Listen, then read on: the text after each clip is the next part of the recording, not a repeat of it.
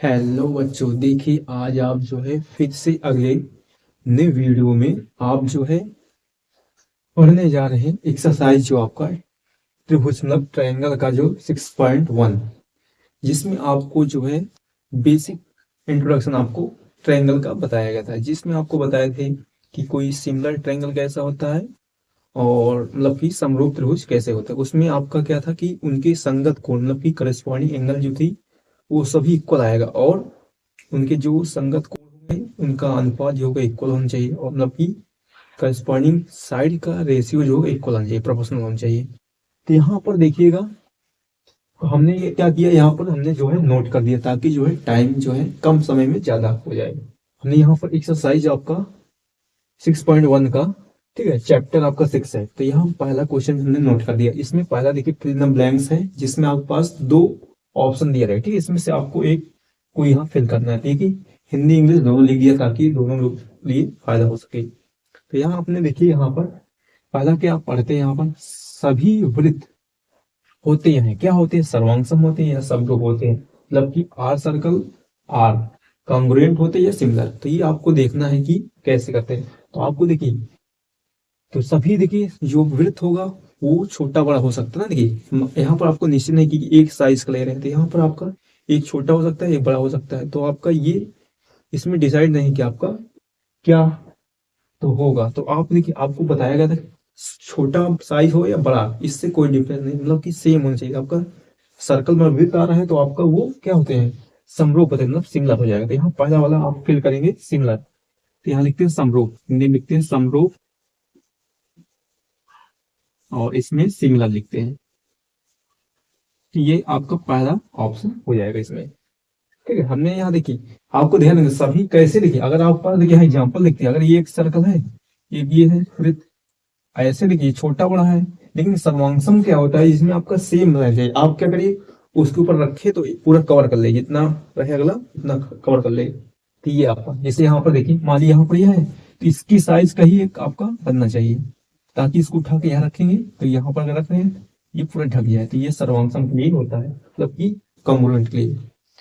तो ये होता है, ठीक है। अब यहाँ पर दूसरा ये आपने देखा, ये हो गया। अब दूसरा करते हैं, सभी वर्ग होते हैं, क्या होते हैं, मतलब आर स्क्वायर, इस आल स्क्वायर्स आर क्या होते हैं, तो यहाँ पर सिमिलर होंगे कॉन्ग्रुएंट होंगे। तो यहाँ देखिए स्क्वायर जो होगा आपका क्या होगा, सभी स्क्वायर जो होगा आपका हमेशा, तो आपका देखिए सिमिलर होगा ना। देखिए सिमिलर, क्योंकि कॉन्ग्रुएंट के लिए आपको कंडीशन दिया रहेगा कि आपका की सेम साइज करनी चाहिए, ठीक है। तो यहाँ देखिएगा, यहाँ देखिए ये आपका क्या हो जाएगा, सिमिलर हो जाएगा, यहाँ भी समरूप हो जाएगा। तो यहाँ पर क्या हो जाएगा, समरूप हो जाएगा, ठीक है। और यहाँ पर सिमिलर लिखते हैं इंग्लिश में, सिमिलर, ठीक है। तो आपने देखिए नाइन्थ में सर्वांश मतलब कॉन्ग्रुएंट पढ़े आपने, तो इसी प्रकार केवल आपको यहाँ देखिए, आपने पढ़ा अभी समरूप पढ़ा मतलब कि सिमिलर, तो उसी को होगा लमसम ज्यादा तक। तो हमने यहाँ पर बोला आर स्क्वायर होगा, स्क्वायर कैसे देखिए आपको बताए हैं कि अगर एक छोटा स्क्वायर हो जाएगा बड़ा हो जाएगा। तो यहाँ पर कॉन्ग्रुएंट कब होगा, जब इसके सेम साइज का रहना चाहिए। तो यहाँ अलग अलग छोटा बड़ा है तो आपका सिमिलर हो सकता है, लेकिन कॉन्ग्रुएंट नहीं होगा।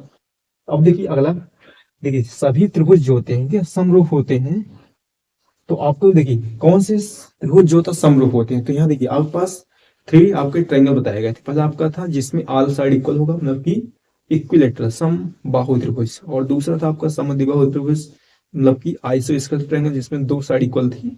तो यहाँ और एक आपका विषम बाहु स्केलर ट्रायंगल। तो यहाँ पर दो दिया हुआ है आपका, समद्विबाहु दिया है और समबाहु त्रिभुज दिया है। तो यहाँ लिख दे रहे हैं, ये आपके पास दिया है क्या, समद्विबाहु त्रिभुज दिया है और समबाहु त्रिभुज दिया है। तो आप जानते हैं देखिए समद्विबाहु त्रिभुज में क्या होगा कि आपका जो है साइड अगर देखें तो उसका इक्वल नहीं आएगा।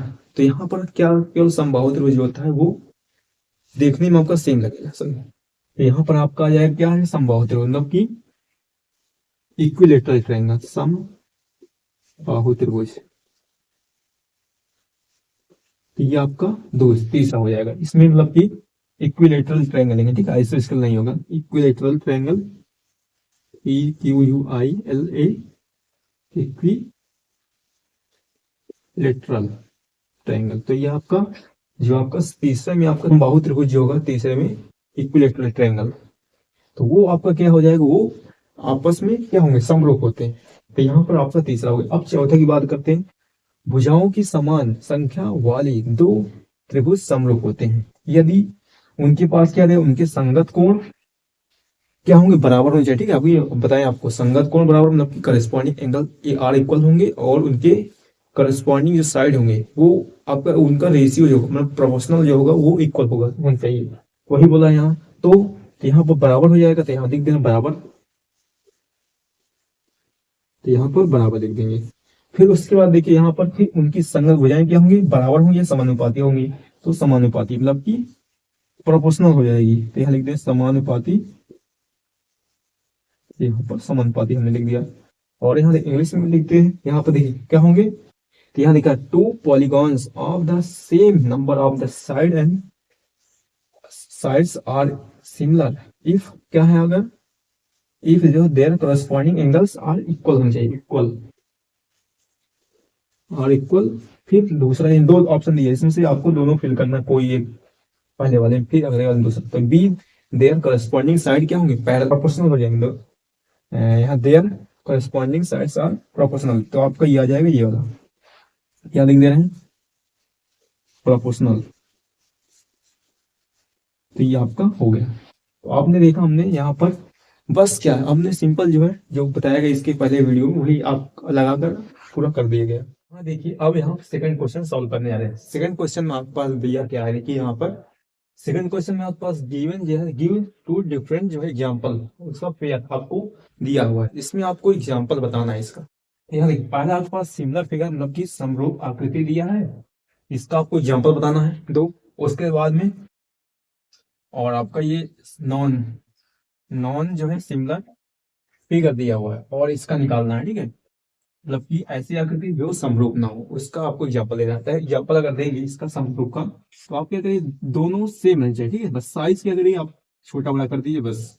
तो एक आपका स्क्वायर है, एक छोटा स्क्वायर कर दीजिए, तो ये आपका क्या हो जाएगा, सिमिलर हो जाएगा। ठीक है, एक और ट्रायंगल कर दे रहे हैं, ट्रायंगल कर दीजिए, दो एक छोटा बड़ा कर दे रहे हैं ये, तो आपका ये एग्जाम्पल हो जाएगा। दो आपके पास स्क्वायर हो जाएगा, तो वो क्या होगा, आपका समरूप होगा, मतलब कि अगर दो वर्ग है वो समरूप में ही आएगा और ये भी दोनों समरूप है। अब देखिए ऐसी आकृति जो समरूप ना हो, नॉन सिमिलर क्या होगा, नॉन सिमिलर में आप क्या करिए, एक ट्रायंगल ले रहे हैं और एक आपका सर्कल ले लीजिए, तो ये नॉन सिमिलर में आएगा।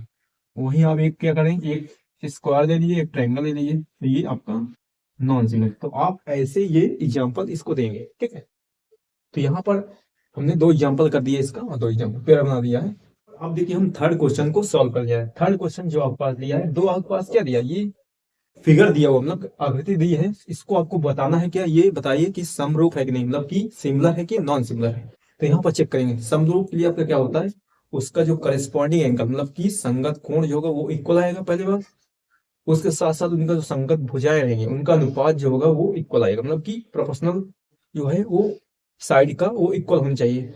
तो यहाँ पर चेक करते हैं, पहला आप क्या करिए, एंगल ही चेक करेंगे। पहला एंगल चेक करेंगे तो आपका क्लियर हो जाएगा कि क्या होगा। तो यहाँ पर एंगल देखिए, ये 90 डिग्री बनाया हुआ है और इसका देखिए ABCD जो आपके पास स्क्वायर बन रहा है, इसकी साइड जो है क्या है 3 सेंटीमीटर। और यहाँ पर देखिएगा, यहाँ पर एंगल आपको दिया नहीं है, तो यहाँ पर आपके पास एंगल नहीं दिया, P की वहां है और यहाँ पर साइड 1.5 सेंटीमीटर 1.5 सेंटीमीटर सभी दिया हुआ है, तो यहाँ एंगल नहीं दिया। तो आपका देखिए यहाँ ए जो होगा वो एंगल क्या है, ए जो है आपका एंगल जो है 90 डिग्री के इक्वल है।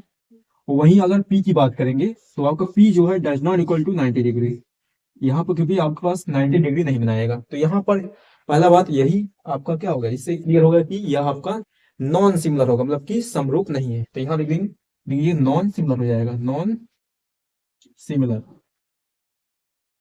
ठीक है, और यहाँ पर क्या लिखेंगे, समरूप नहीं लिख दे, समरूप नहीं है।